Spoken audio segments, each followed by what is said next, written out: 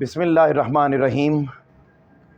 जी बेटे, आज के लेक्चर में हम चैप्टर नंबर 3 का आखिरी टॉपिक और उसके साथ साथ इसमें पाए जाने वाले एक्सरसाइज में एमसीक्यूज़ और उनके शॉर्ट क्वेश्चन। वैसे तो पूरे चैप्टर के शॉर्ट क्वेश्चन और एमसीक्यूज़ पढ़ाने के दौरान मैंने आपको साथ साथ बताए हुए हैं, लेकिन फिर भी जो एक्सरसाइज में मौजूद हैं उनको हम एंड पर देखेंगे।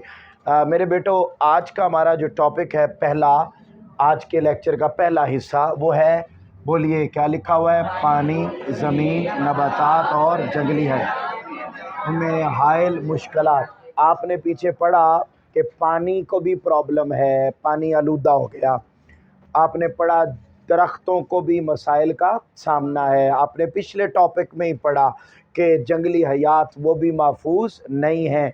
मसाइल हैं बेशुमार। वो कौन से मसाइल हैं जिनकी वजह से पानी सेव नहीं, दरख्त सेव नहीं, ज़मीन सेव नहीं और जंगली हयात सेव नहीं?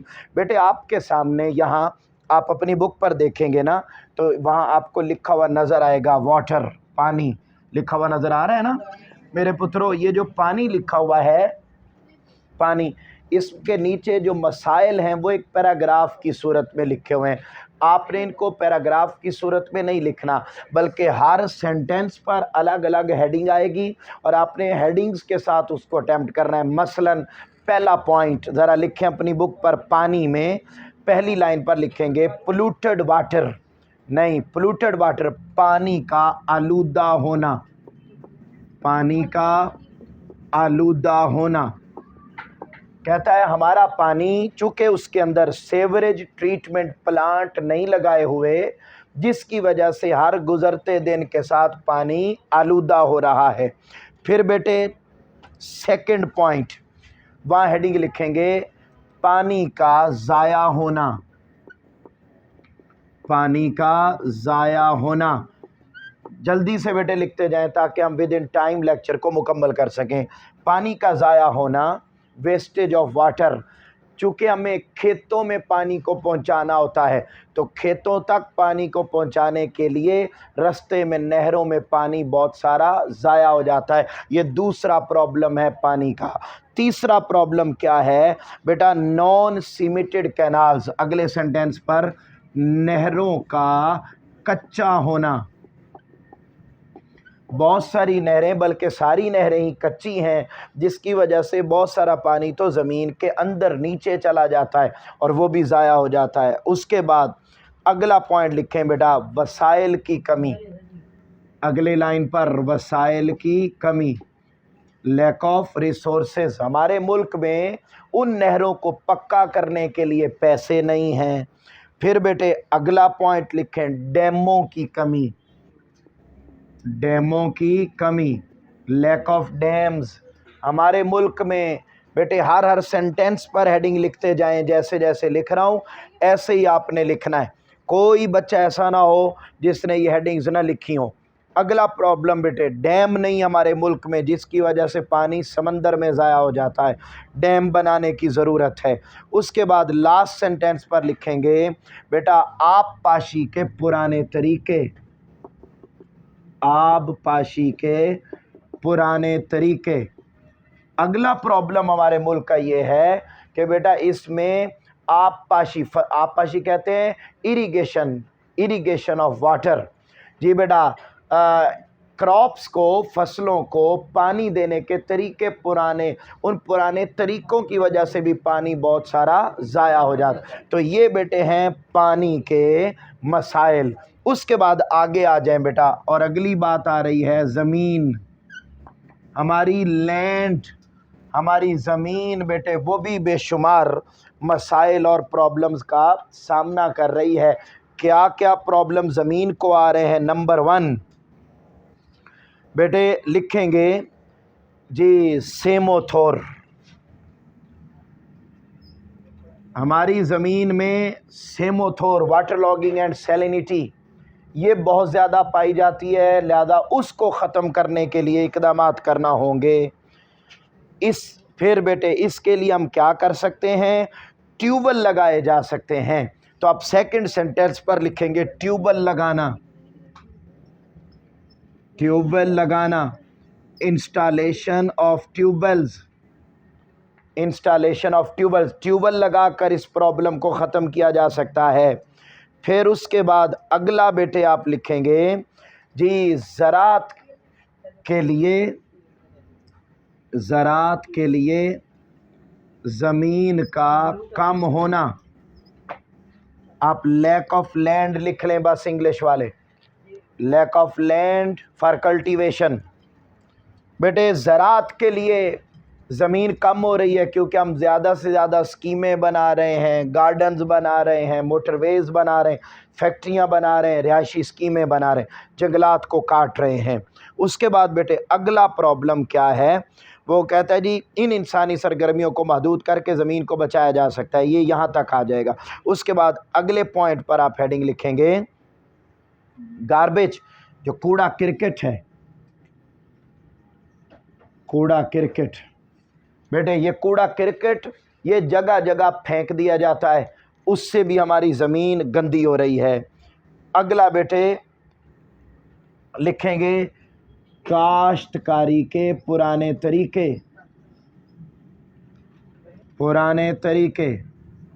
हमारे मुल्क में ओल्ड मेथड्स ऑफ कल्टीवेशन, हमारे मुल्क में काश्तकारी के पुराने तरीके हैं, उसके मुकाबले में जदीद तरीके लाकर ज़मीन को बचाया जा सकता है। और लास्ट पॉइंट पर लिखेंगे एक जैसी फसल की काश्त। हमारे मुल्क में एक जैसी फसल, crops, growing of crops repeatedly, हमारे मुल्क में एक जैसी फसल जी, एक जैसी फसल बार बार काश्त की जा रही है, जिसकी वजह से प्रॉब्लम का सामना है और हमारी ज़मीन मसाइल का शिकार है। उसके बाद अगला पॉइंट आ गया बेटे नबातात, ध्यान से जाओ बेटे, ठीक है, जाओ आप जी। नबातात, अगला पॉइंट वेजिटेशंस। हमारी बेटे नबातात जो जंगलात हैं हमारे, वो बेटे प्रॉब्लम का शिकार हैं। कैसे, क्या क्या प्रॉब्लम है जी, यहाँ पर आप लिखेंगे, पहली लाइन पर लिखेंगे इंट्रोडक्शन तारुफ। नबातात में पहली लाइन पर कहता है दरख्तों की बड़ी अहमियत है, ये जानवरों को भी जगह देते हैं रहने के लिए, सैलाबों को रोकते हैं, तूफ़ानों को रोकते हैं। लेकिन यहाँ पर लिखें कटिंग ऑफ ट्रीज़, दरख्तों का कटाव। दूसरी लाइन दरख्तों का कटाव। लेकिन बदकिस्मती से हमारे मुल्क में इंसानों ने रिहाइश और ईंधन और सड़कें बनाने के लिए उनको काटना शुरू कर दिया, ये पहला मसला। फिर उसके बाद कवानीन पर अमल, इम्प्लीमेंटेशन ऑन लॉज।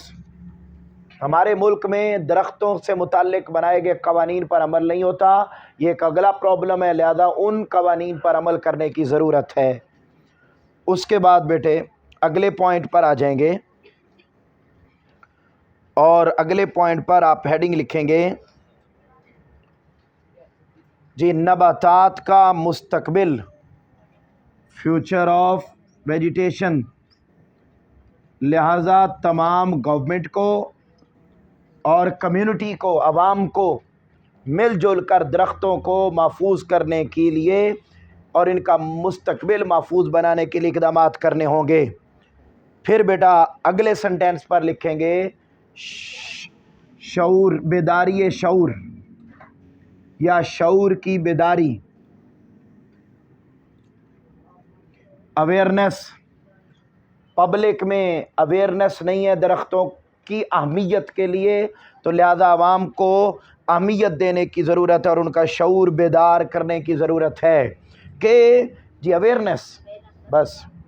उसके बाद ताकि दरख्तों को गैर ज़रूरी न काटा जाए। फिर यहाँ पर लिखेंगे बेटा डिजीज़ ऑफ ट्रीज़, दरख्तों की बीमारियाँ। दरख्तों को बीमारियाँ लग जाती हैं, लिहाजा ज़रूरत इस अमर की है कि दरख्तों को बीमारियों से बचाया जाए। और लास्ट सेंटेंस पर लिखेंगे माहौलियाती आलूदगी, इन्वायरमेंटल पोल्यूशन। इन्वायरमेंटल पोल्यूशन को कंट्रोल करने की ज़रूरत है ताकि दरख्त महफूज रह सकें। आखिरी पॉइंट बेटे वो है वाइल्ड लाइफ, जंगली हयात। जंगली हयात, वाइल्ड लाइफ, वाइल्ड लाइफ, जंगली हयात। जी मेरा पुत्र जल्दी से ज़रा देख लीजिए। हाँ जी, पहले पॉइंट पर लिखेंगे गैर कानूनी शिकार, इल्लीगल हंटिंग। गैर कानूनी शिकार, हमारे मुल्क में गैर कानूनी शिकार होता है परिंदों का, वाइल्ड लाइफ का, जो कि रोकना ज़रूरी है। उसके बाद अगला लिखेंगे चरागाहों में कमी, चरागाहों में कमी। हाँ जी, चरागाहों में कमी। जी इंग्लिश में आप लिखेंगे लैक ऑफ पैस्चर्स, चरागाहों में कमी। कहता जी गल्लाबानी से चरागाहें कम हो रही हैं। उसके बाद अगला पॉइंट लिखेंगे जी शऊर की कमी, लैक ऑफ अवेयरनेस। अवाम में शऊर नहीं है कि जानवरों को महफूज कैसे रखना और क्यों रखना ज़रूरी है, जिसकी वजह से वो बिला झिझक उनको शिकार करते चले जाते हैं।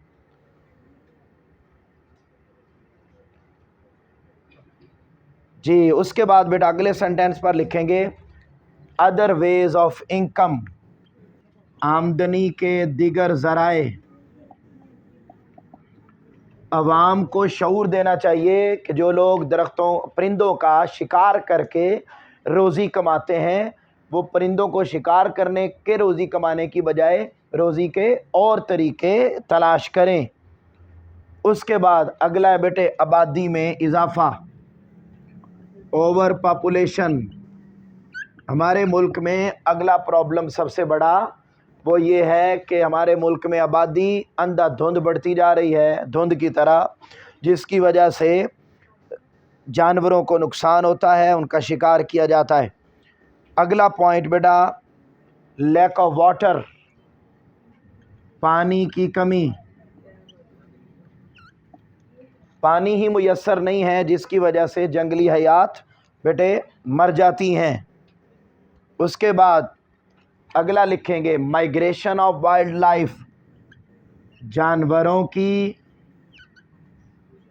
या जंगली हयात की हिजरत।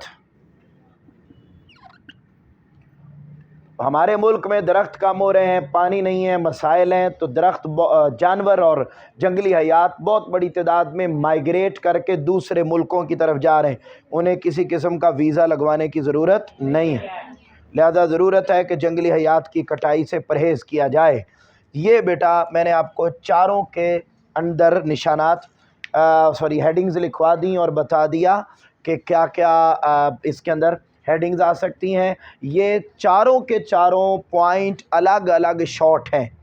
आपको जो नोट्स बना के दिए हैं पाक स्टडीज़ के, उसके अंदर बेटे सारे मौजूद हैं।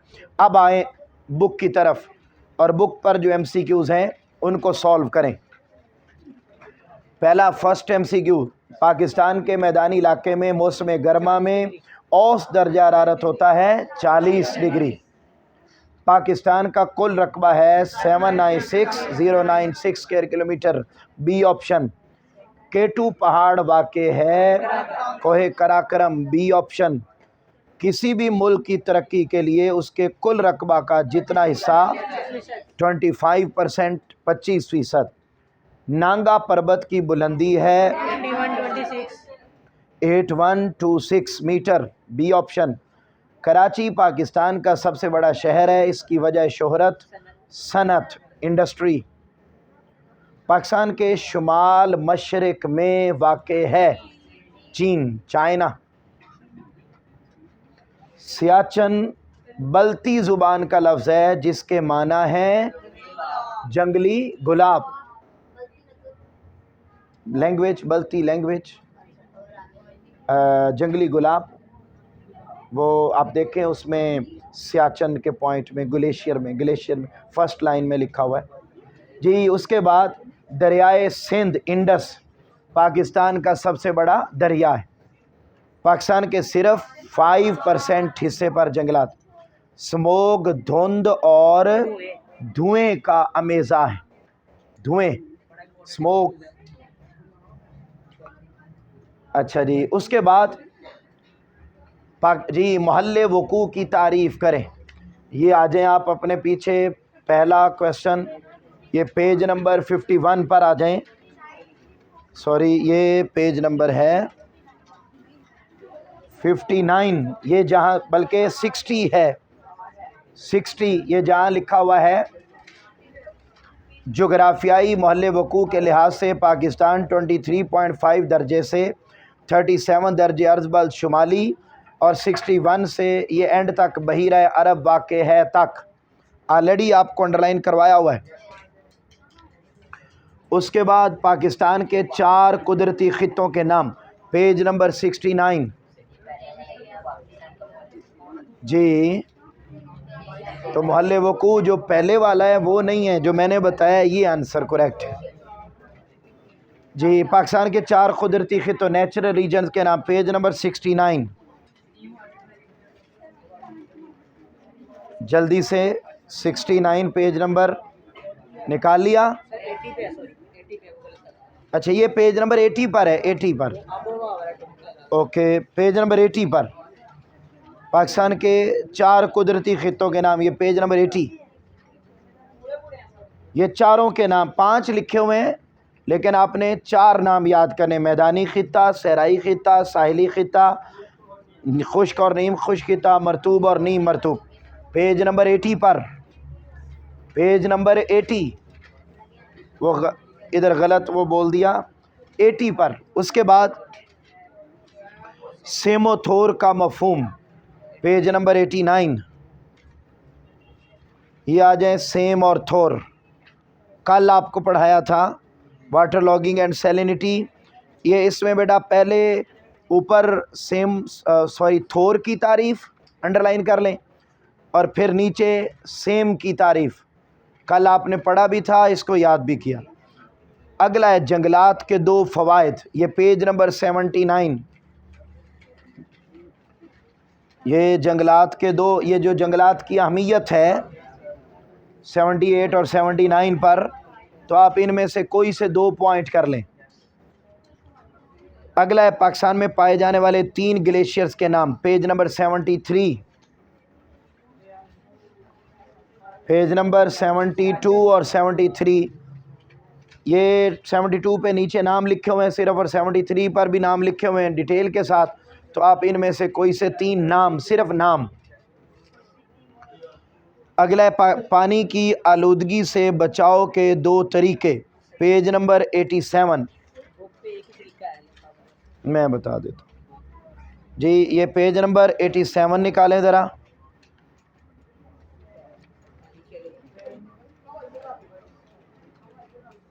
ये आबी आलूदगी, ये लिखा हुआ है ना, इकदामात की हेडिंग लिखवाई थी ना कल परसों मैयर्स। तो ये वो कहते हैं ना जी, फैक्ट्रियों से खारिज होने वाले पानी को फिल्ट्रेशन प्लांट लगा कर साफ़ करना चाहिए और फिर इसे दरियाओं या नहरों में डालना चाहिए। ठीक है, तो ये इसका आंसर है। इसमें एक तरीका लिखा है उसने, दूसरा आप लिख सकते हैं, दूसरा वो है सेवरेज सिस्टम का बेहतर होना। बोलिए दूसरा पॉइंट बेटे खुद लिख लें, सेवरेज सिस्टम का अगर सेवरेज सिस्टम बेहतर होगा तो हमारा पानी आलूदा होने से बच जाएगा। सहरा ज़दगी की तारीफ़, पेज नंबर 88। डेजर्टिफिकेशन, कल बेटे आपको तारीफ़ करवाई, ज़मीन का सहरा में तब्दील होना। जल्दी से बेटे जल्दी से आ जाए, पेज नंबर 88। उसके बाद आगे चलिए, पाकिस्तान में नहरों की अक़साम के नाम, पेज नंबर 77।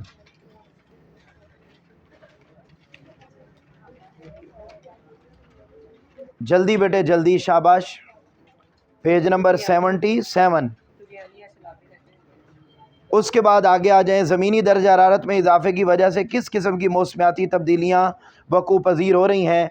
ये बेटा आ जाएं आप पेज नंबर, ये जो है ना 88, इसमें ये जो नुकसानात लिखे हुए हैं जंगलात का कटाव,